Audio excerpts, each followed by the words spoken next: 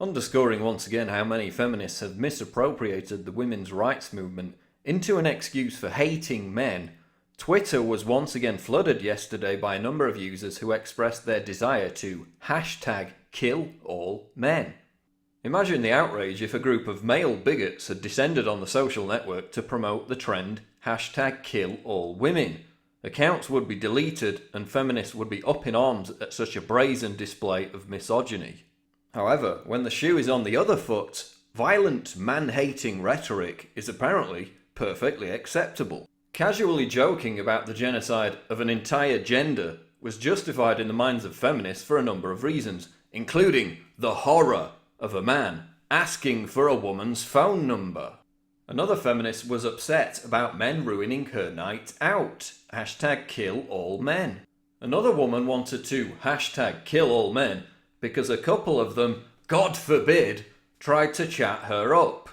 Another feminist celebrated how #KillAllMen was an example of beautiful misandry, i.e. the hatred of men. Perhaps in homage to the recent Ban Bossy campaign, another feminist invoked #KillAllMen because they didn't like the fact that an office colleague had used the word manshake. A male feminist even got in on the act, telling men's rights activists who didn't like the #KillAllMen theme to, quote, go away and die, while other feminists speculated on how such executions would be accomplished. And on, and on, and on, and on. Now, of course, no one is suggesting that feminists really want to wipe out the male population. That would be silly. But then again, some of the tweets actually do call for outright genocide.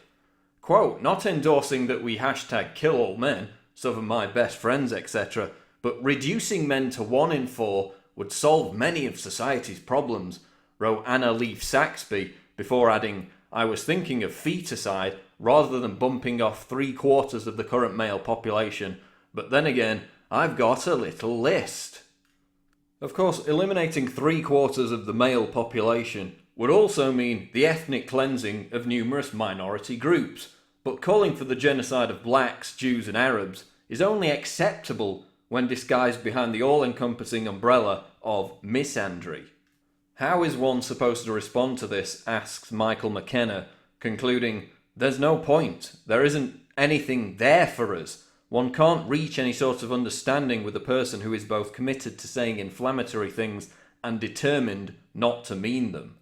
Yesterday's Kill All Men hashtag also began trending as news broke of an incident at the University of California, Santa Barbara, during which Department of Feminist Studies professor Mirelle Miller-Young led an angry mob to confront a pro-life protest that was taking place within the university's designated free speech area.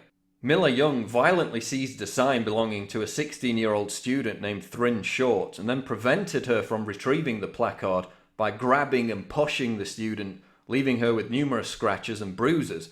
Miller-Young was charged with vandalism, battery and robbery, yet remained unrepentant, asserting that she had set a good example for her students by violently assaulting the student and infringing on her right to free speech. Here you see Miller-Young and her supporters carting off the placard after she assaulted the student, stripping her of her First Amendment rights. The incident again highlights how mainstream feminists resort to violent, bullying, authoritarian tactics to silence anyone who dares to disagree with them, in the process discrediting other genuine feminists who are attempting to focus on legitimate women's rights issues.